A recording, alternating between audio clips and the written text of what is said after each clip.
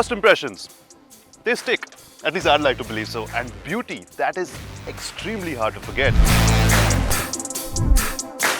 Renault thinks so too, and that's why they're making their newest compact SUV have a lasting impression. A beautiful one at that. Say hello to the all-new Renault Kiger.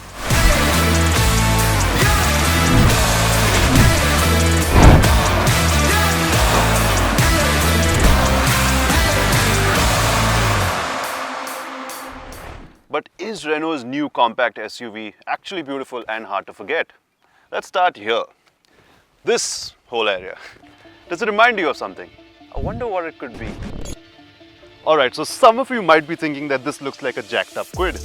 And sure, the similarities are there. But so what? I happen to think that the Kwid looks perfectly nice. And I love the detailing that Renault's done in this headlamp cluster. There are 3 individual separate pods. Very cool. Tell me that this view will not pique your interest if you drive up behind it. Renault's done a fantastic job with the tail section, especially these LED C-shaped tail lamps. I can't wait to see how they look at night especially. And here's another thing. See this? That's the rear parking camera embedded within the Renault logo. Nice touch. Beautiful? Oh yeah.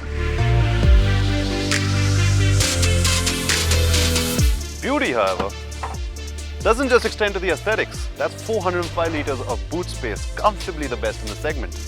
Being able to cram all your luggage in without really struggling, that's kind of beautiful in its own way, right? And what's more beautiful than being able to go out and spend some time with the family?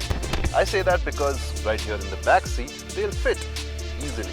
3 of them in fact. There's a flat floor, there's enough cushioning in the seats, there's enough knee room, and a decent amount of headroom as well. What's that saying again? Beauty is in the eye of the back seat roller. Yeah, let's go with that.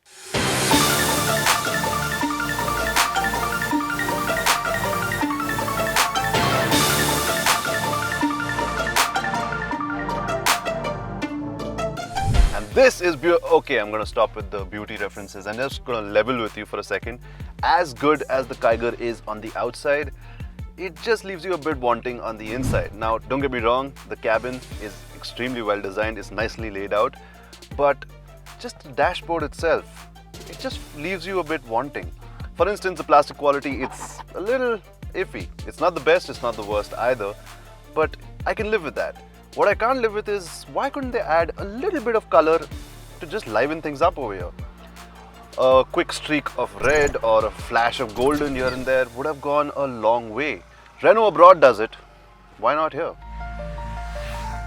Other than that though, no complaints as such. The cushioning on the seats is good, the 8-inch floating touchscreen is nice, and the 7-inch digital instrument cluster makes for a nice readout.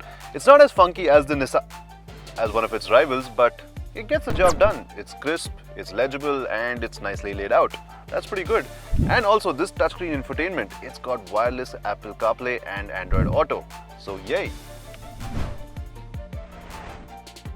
But wait, there are also not so good bits. For instance, there's no option of a sunroof over here, and this wireless charger, it's available only as an accessory pack, so that's an add-on. And on top of that, there's no TPMS, there's no ventilated seats, there's no cruise control. Yeah, there's quite a lot missing actually.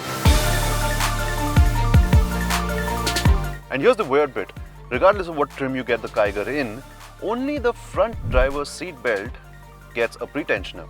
So every other seat belt is without pretensioners. Where they actually make up for it is having 4 airbags for the RXT trim onwards, and that's a good thing actually, because most of them come with 2, and the 4 airbags are split as 2 in the front and 2 on the sides.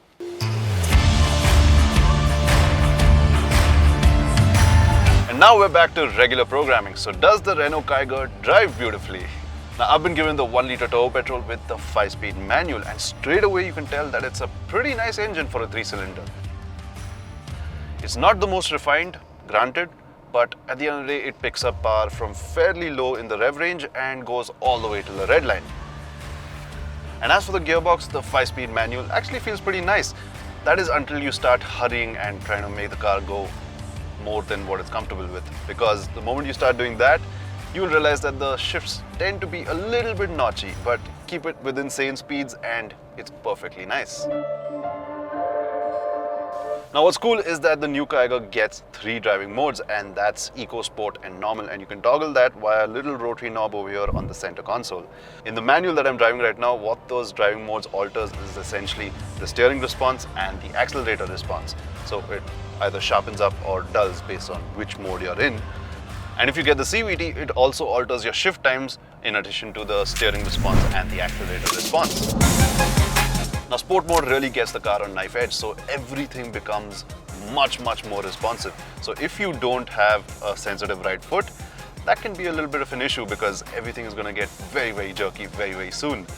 And on top of that, the steering also adds an unnecessary amount of weight to it. It just feels way too artificial, and honestly, 90% of the time, I would stick to normal. But I'm just going to back up to the steering for a second because there's one more issue that I need to talk about, and that it's not the most fluid steering around. The fussy bit, the bit that I don't really like, is that every time you take a U-turn, it doesn't automatically go back to the center position, and that can get slightly annoying sometimes. But you know what? I don't really care about any of those things, and there's a good reason for that. It's because the ride is just so good. Unlike one of its competitors, the Renault Kiger doesn't just excel at the high-speed stuff, it's also phenomenal at the low-speed ride. And in that regard, you can throw mounds, bumps, craters, whatever you want its way, but it will smother and flatten every last thing in its sight. You may hear it, but at the end of the day, there's very little chance that you'll actually feel it. It's that good. And even the high-speed stability, it's just so good. It somehow stays extremely planted. I don't know how it's doing it, but it's doing it really well, and I'm glad for that because that's extremely reassuring.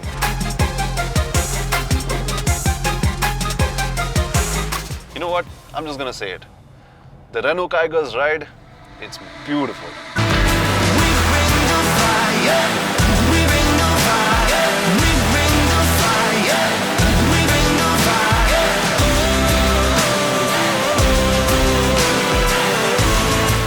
We now know that the Kiger has a lot of beautiful points, but is it in fact a beautiful car?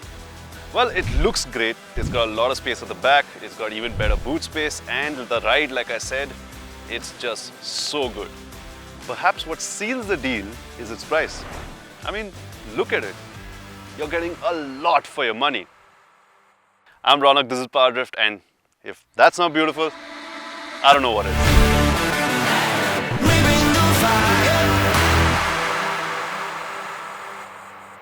Do you know that? Okay, stay away from the French accent. It's tempting, I know, but just stay away from it. You're not Karthik Singhi. You're not Karthik Singhi. So we know that the Kiger's got a lot of beautiful points, but okay, don't compare it to the Nissan Magnite. Not yet. Renault won't like that. Just remember what they told you last night over a few drinks. What did they say? As often as you decide to go to the loo, keep reminding yourself, Nissan Magnite who?